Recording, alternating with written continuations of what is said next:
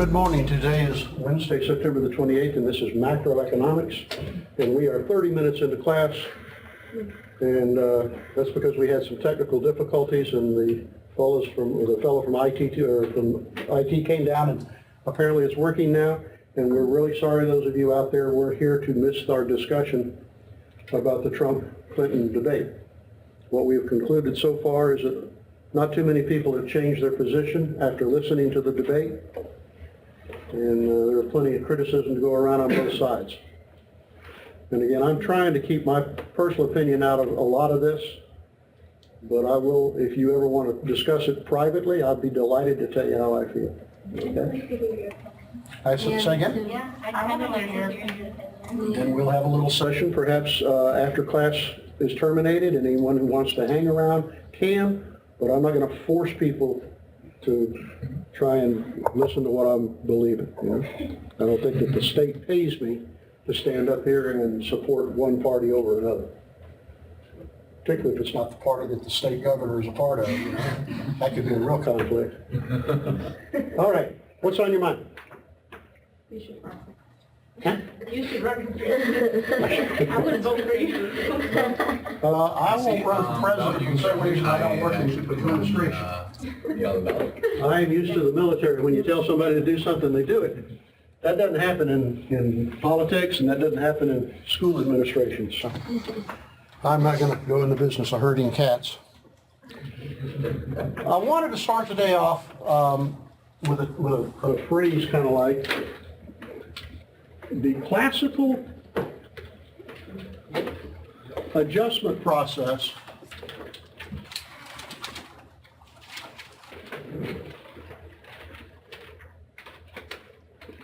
to a macroeconomic disequilibrium. I don't think I've used exactly that term on my videos in the past, so I want to make sure we get this recorded. What is the classical adjustment process that they say occurs when the macroeconomy is in a state of disequilibrium? And you should know this based on our last class. Recall that from last class, what was the distinguishing feature of a graph that represents the classical belief in macroeconomics? What was the one thing you look for on the graph to say, oh, that's a classical argument? A vertical aggregate supply curve. Thank you. You see that vertical aggregate supply curve, you know that wherever you draw the aggregate demand curve, your equilibrium is always going to be at full employment. Remember, the economy always self-adjusts back to full employment. And so, if the demand curve is out here, let's say at AD1, equilibrium is at point A. We know it's an equilibrium because it's the intersection of the demand curve and the supply curve. That's an equilibrium. Equilibrium means stable, balanced, not going to change. Unless some outside force disturbs that, that's where you're at. But the question, the phrase on the top there says, what happens when you have a disequilibrium? That is, what happens in this case when the demand curve moves? So if the aggregate demand curve decreases to AD2, which would be the way we would describe the Great Depression, a huge decrease in spending, we will initially go from point A over to point B. That's our disequilibrium, point B. That's the level of spending. Look down here. Here's how much GDP we're trying to buy. I'm going to call it Q sub depression. People aren't spending very much money. At that disequilibrium point, D. So the question, again, quote, coming from the top up there, what is the classical argument on how the economy will adjust to that? Wages go down. Good. Step one, wages will fall. Why will wages fall? Because there's less money in the economy? No. Why will wage, that's the first thing that happens in a sense. But by the way, what happened to the unemployment rate here? It was at 5% full employment. What is it now? A whole lot more than 5. When we're spending less, people get laid off because businesses don't need employees. So let's say the unemployment rate has gone to 15%. We're in a depression.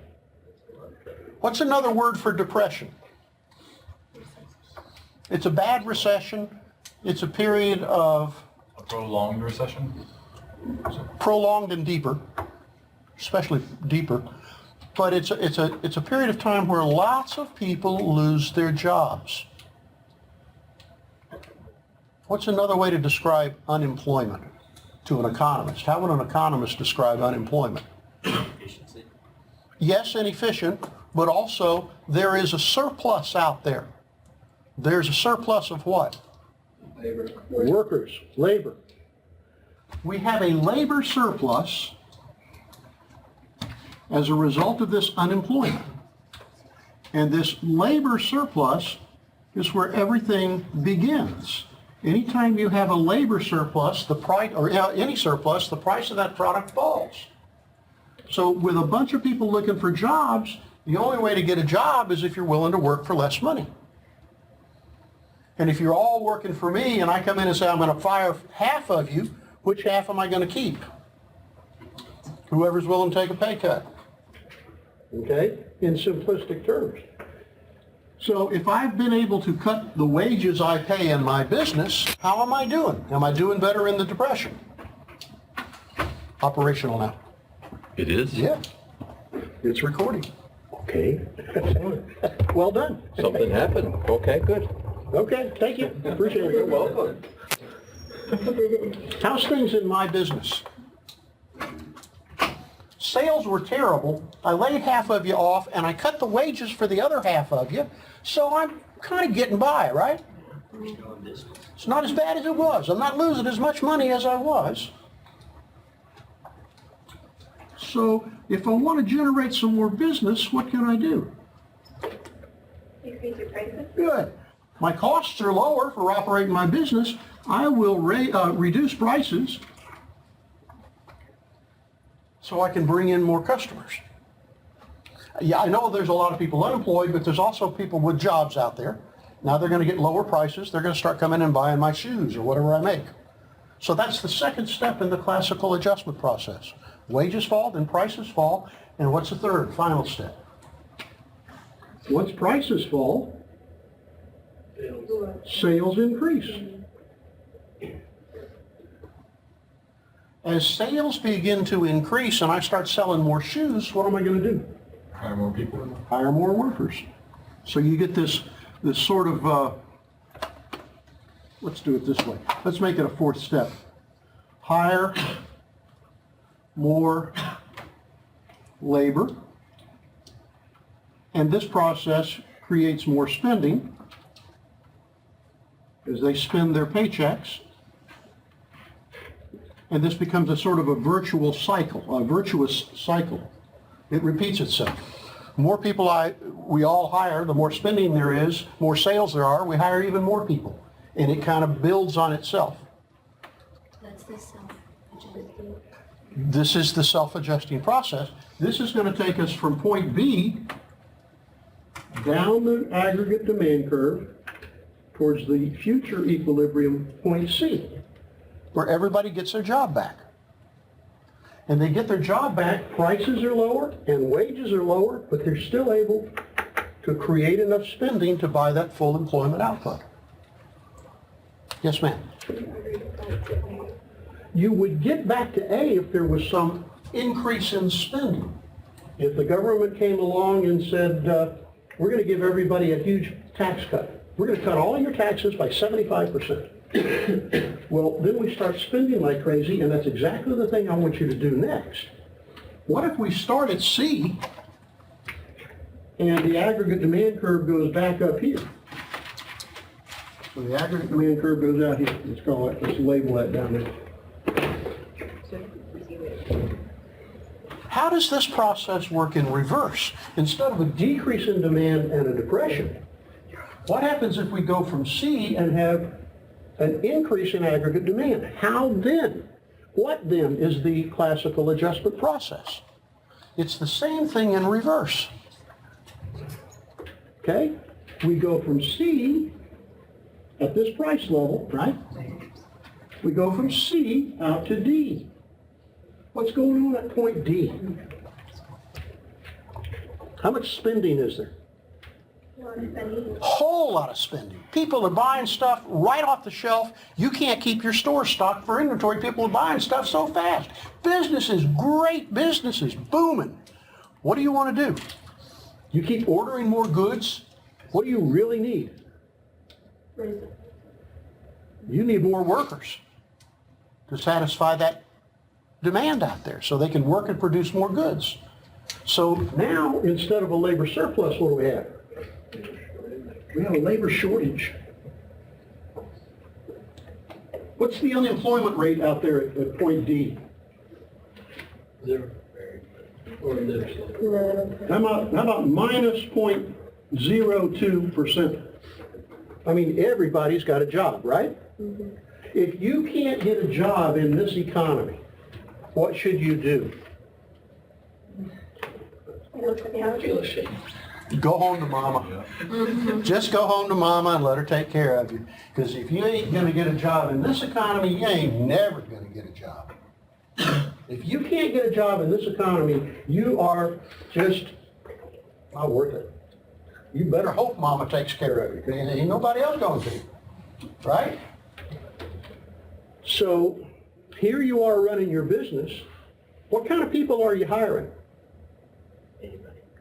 Anybody. As long as they can breathe, we'll hire them. But you really need some good people. How can you go find some good people? Steal them from other employers. Steal them from your competitors. Take some of your employees and say, here, fellas, here's $500. I want y'all to go down to Joe's Bar, just outside that other business down yonder. And when they come off work, I want y'all to take them over to the bar, buy them a few drinks, and tell them how great it is to work for Strickland, and how they need to come over here and go to work, and I'll give them a pay increase. Okay? You think I would do that? In a New York minute. That's called competition. Okay? And if I start trying to recruit those people, what have I got to do? I just told you. What do I got to do? Wages rise. Well, the guy down the street who I stole his employees, he's not stupid. What's he going to do? He's going to raise his wages too. We're going to be in a bidding war for employees. So for employees, life is pretty good. You know, I'll give you a higher wage, I'll give you benefits, I'll give you vacations, I'll give you whatever, you know. But if I'm going to pay higher wages, what else have I got to do? I got to raise my prices. And as I raise my prices, what will happen to my sales? They will begin to fall off. This is going from D back up here to what we could call E, which is the same point as A. You see what's happening? We'll start paying higher wages, and prices will have to rise to cover it. Higher prices will reduce our sales, and we will return back to full employment, but at a higher price and higher wage level. Is that the best part to be in, or what would you say is the best situation? There's no best exactly. It's by their explanation, you are always going to be at full employment or moving back to it. What was the role of the government in doing this? Not a damn thing.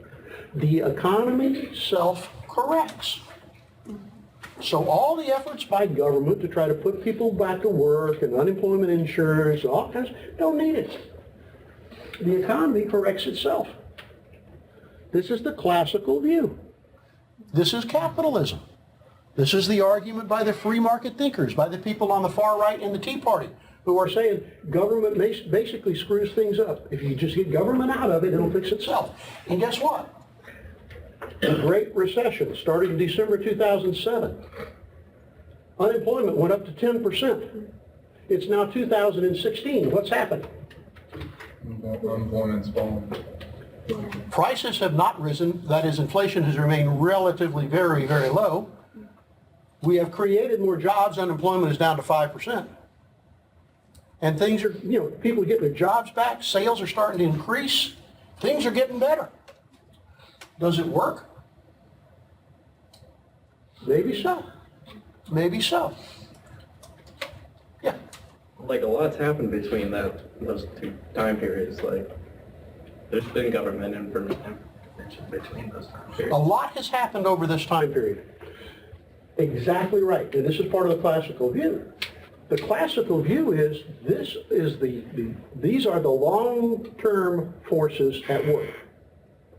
And in the long term, we're going to go back to full employment. And in the long term, therefore, we don't need a lot of government involvement. And most people understand this theory. And most people say, yeah, the theory is good.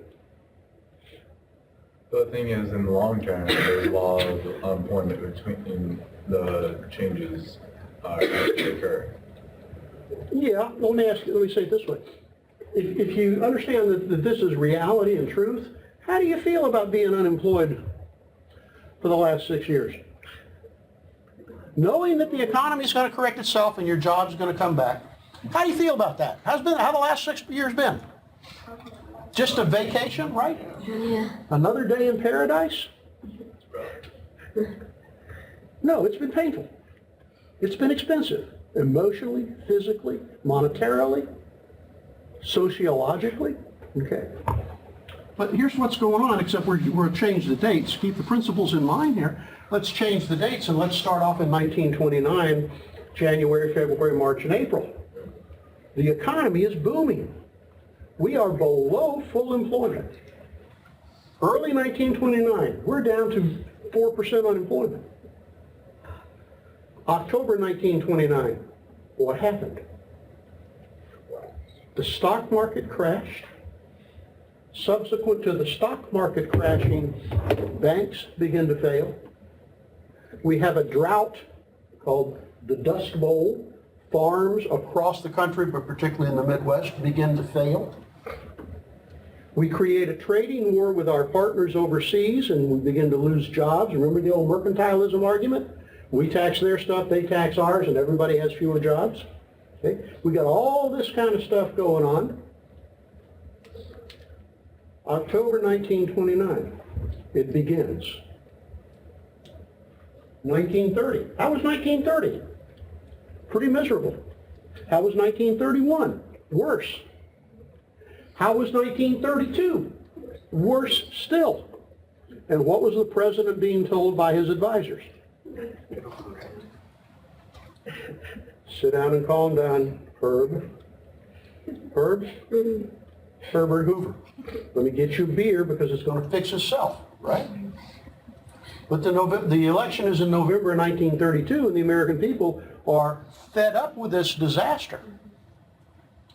Now, even Franklin Roosevelt, who ran against him in 1932, was making the same sorts of arguments in 1930. We don't want the government going out and getting involved and messing this up. We don't want the government going into debt. Everybody was opposed to the government borrowing money and going into debt because, again, they were guilty of that macroeconomic paradox. If it's not good for me and you to go into debt, it's not good for the government to go in debt.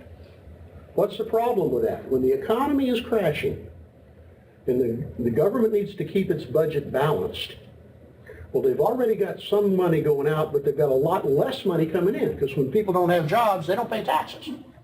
So the government's got a deficit. What do you got to do if you're going to balance your budget? You're the government. You've got to cut spending.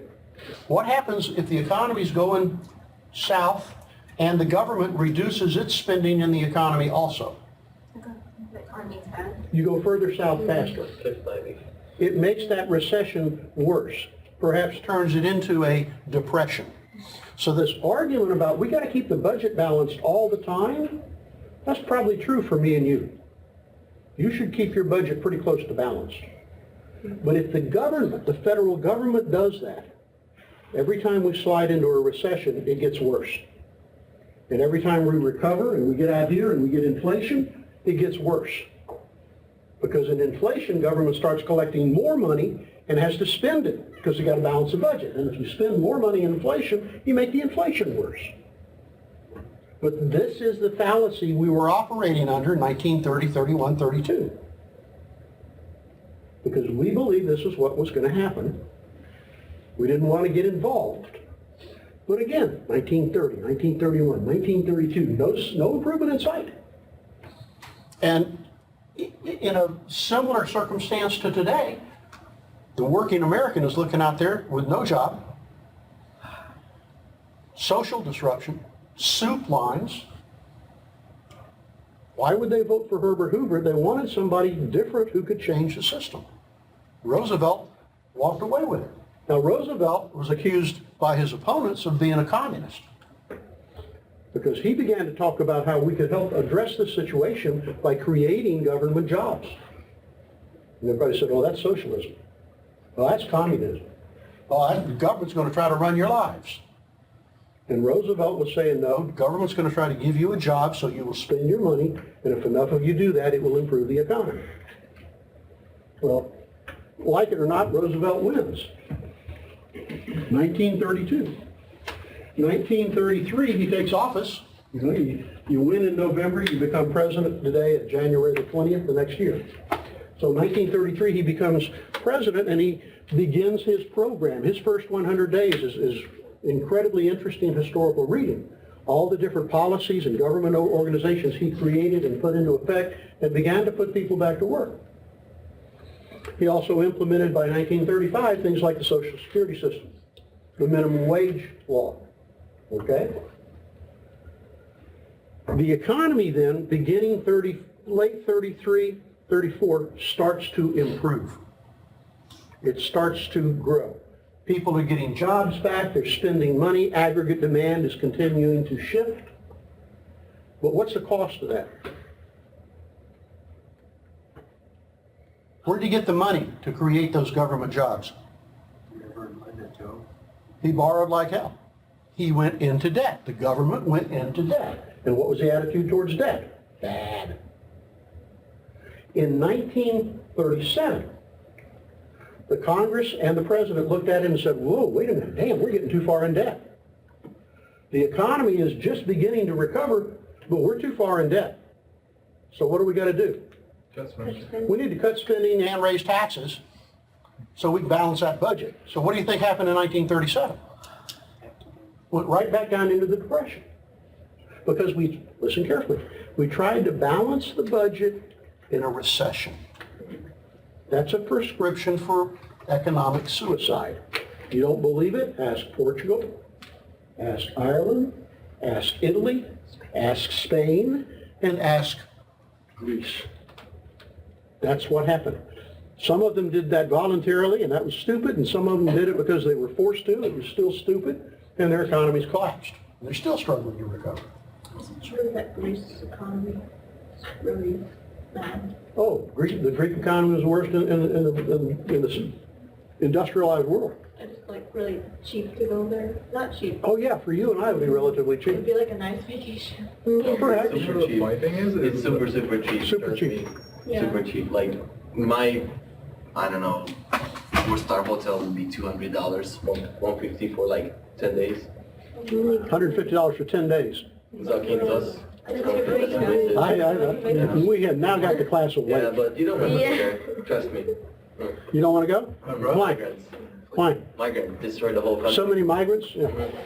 I'm telling you, Greek people are like actually leaving their homes because they're just like pouring in and government There's no failed place to and put they 'em. cannot take control. Can't afford them. Yeah. Hungary is building a wall actually. Yeah, Yeah, we already built the wall actually. That's right. To stop them. Austria is doing it as well. So.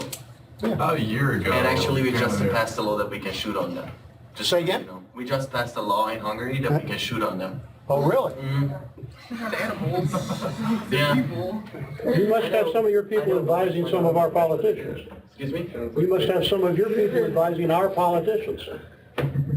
That's not my opinion, that's what's just happening, you I know? understand. That's exactly right. It is a tragedy that the governments were not prepared to deal with. Yeah. None of those happened. Not Nobody Greece, was not ready. Italy, none of those. Apparently about a year ago, or not a year ago, but actually this last summer, it was either this last summer or the summer prior to that, but apparently when America like has a red zone, my brother and his fiance went over there, and apparently when they went over there, they were just like traveling around like different parts, and like apparently a lot of people were out just partying on the streets because they were happy. Some were, some weren't. If you were a Syrian immigrant who was finally out of Syria, you might have been partying to some degree if you found a job. Well, it was a lot of like Greek locals as to what they said because his fiance could speak a little bit of Greek. The Greeks have celebrated and then commiserated repeatedly as the EU has changed the rules about their repaying their debt. Yep. To the extent that the EU came across, or the European Central Bank came out and said, oh, well, we'll give you an extension on your loan. It was like, party! And then it was like, oh, no, wait a minute, you got to start paying that back. We can't. You know, it's been kind of like that. To go back to my story, 1936 is a big year for this class to consider, because this is when John Maynard Keynes puts out his book, about which we're going to make a great deal. It's called The General Theory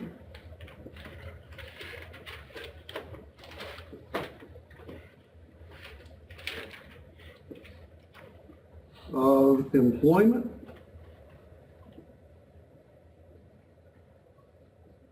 Interest, and Money. I want you to know the whole title, but we usually just talk about Keynes's general theory, the general theory. Was this one of the readings? Was this one of the readings? Like, It wasn't the book, but if you read The Wars, a series of 6 readings, it talked about the classical and then the rise of the Keynesian points of view. Okay, yes ma'am? So those next videos, are there like the most that will be on the test? Absolutely. Okay. Keynes's point. This classical system, he was a classical economist, so was his father. They understood the system, they believed in the system. And they watched what happened in Europe after World War I.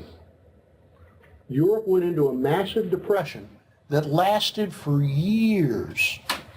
Some of you are doing your projects on the Treaty of Versailles and the rise of Hitler and Nazism, fascism, okay? And Keynes began to ask, if this system is supposed to self-correct, WTF? Why isn't it self-correcting? And he began to look more and more closely at it. And from that, we're going to come up with 2 things. We're going to come up with Keynes's refutation, what I call the Keynesian refutation. This is more my term, but I think it helps it make clear. What does it mean to refute something? To refute. Yeah. To prove it wrong, or at least to argue that it's wrong. The Keynesian refutation is going to take that same classical argument and say, see, this is wrong, here's why. This is wrong, here's why. And this is wrong, here's why. That's the big thing his book does, that says that system is a great theory, but it doesn't work. It doesn't work in the real world. Then, when we finish understanding why he criticizes the classical system, we're going to talk about the Keynesian prescription.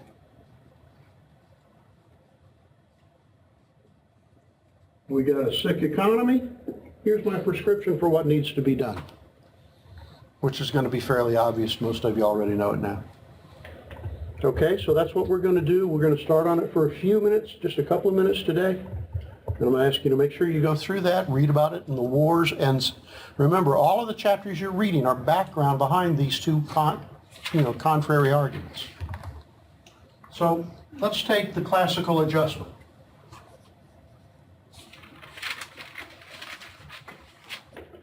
What was the first step? Because we have a labor surplus,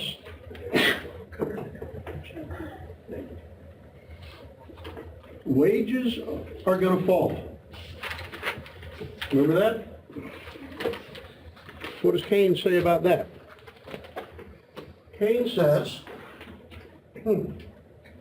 yeah, maybe, but maybe not very fast. Maybe wages won't fall very fast. Maybe when Strickland comes into his workers and say, I'm going to give you a pay cut, maybe they will either have or form a union that says, if you cut our wages, we'll walk out and shut your factory down. Then you'll lose everything.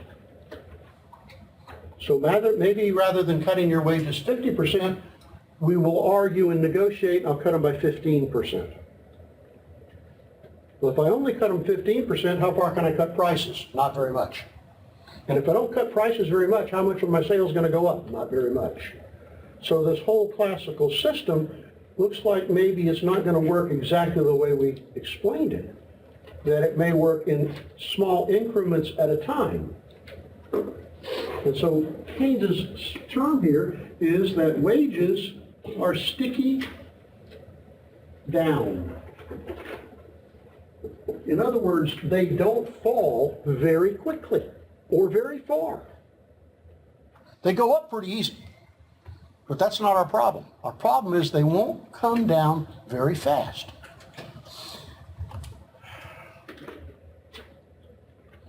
Well, let's repaint the scenario. I come to you, my workforce, and I say, half of you I'm going to fire. Which half would I prefer to keep?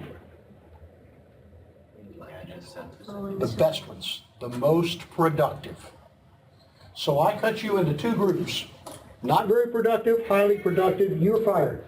Least productive, you're gone. And the only thing I'm left with are my most productive workers. Do I really want to reduce their wages? What are they going to do? If they either are going to quit, they're going to slow down, they're going to go to somebody else looking for a job. And when this economy does self-adjust, when it does start recovering, how bad do I need my productive workers? I need them really bad, and I need them really motivated. I don't need them angry and disgusted with me for killing them during the Depression. So how far do I really want to cut your wages? Only as much as I absolutely have to. So what's going to happen?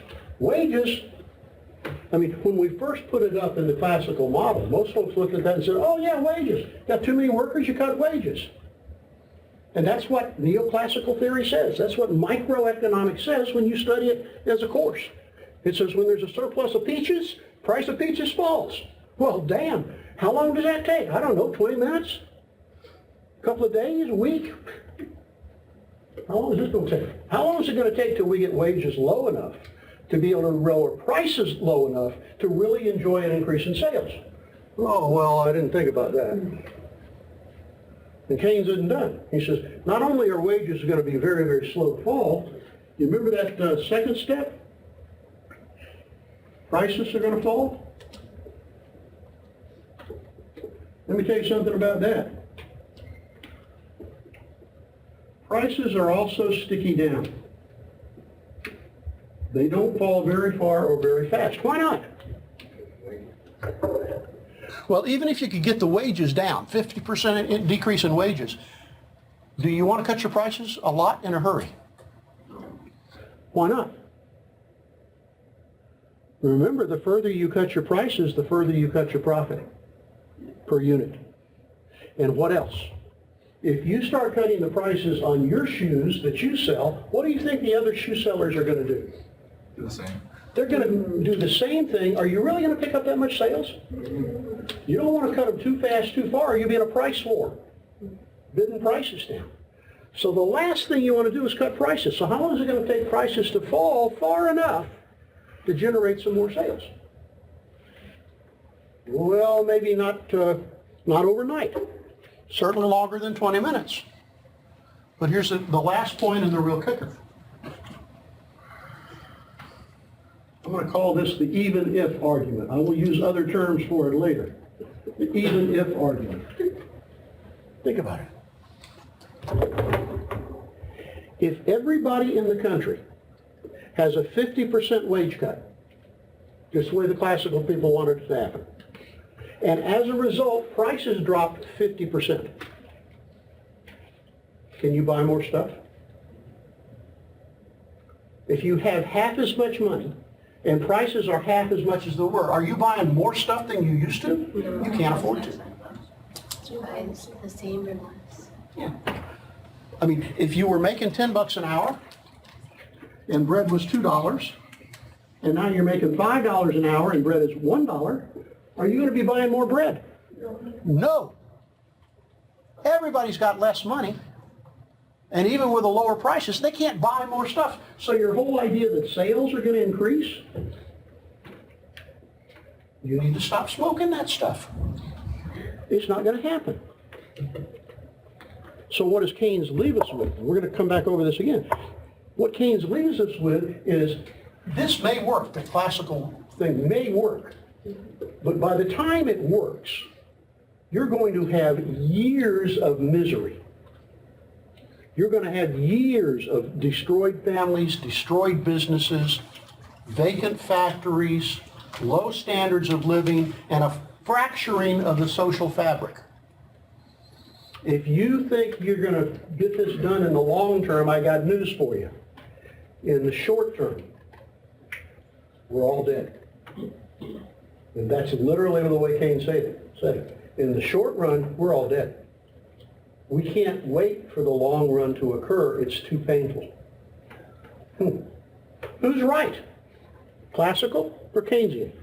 It's more realistic as it's involving all the micro factors. Not just Which school would you support for your policies? You're now the chief executive, the president, the king, the monarch, whatever you want to call yourselves. You're the czar. You're in trouble. You're in charge. Your economy's got a depression. Which school of thought do you think is going to be best for the economy, for the society? Excuse me.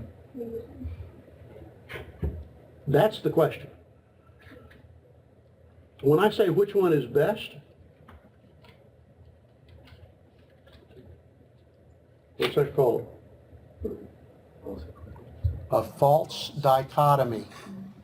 It assumes you have to choose this or choose that. Okay? I was going to say combination. You've got to live in the short run, but you've got to visualize in the long run, just the way you're doing, hopefully over the last week, writing your choices paper. You're talking about what I've got to do in the short run, but I got to keep my eye on the long run. I got to make sure I don't screw things up in the short run to where the long run is no longer attainable. Same idea. So when I ask you who's right, that's a loser question. You can't answer that one. I don't think. You can't tell me one of them's right. I think they're both right. I think you've got to ask, which one works better in the real world?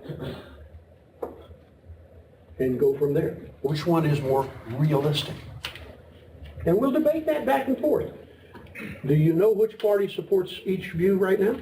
Democrats and Republicans? Who supports the classical view? Primarily the Republican Party and their emphasis on capitalism, free markets, and less government restriction. And what do the Democrats say? If we just do that, we got a lot of problems, and we have to deal with them. Okay so far? So essentially, it's just like everything in microeconomics, or at least for most things, you have to keep a balance. What I want to leave you with, and it's what I try to do in my micro. Please don't pack up. It's rude. What I want to leave you with is this. In microeconomics, we teach you the neoclassical theory. But too often people teach it as though it works just like that with no other consequences. That's the problem with the way we teach microeconomics. We teach it as a theory that when you apply it in the real world, it has lots of spillovers and externalities. And we don't always think through those. And certainly, our politicians don't. Okay? Thank you. Bye.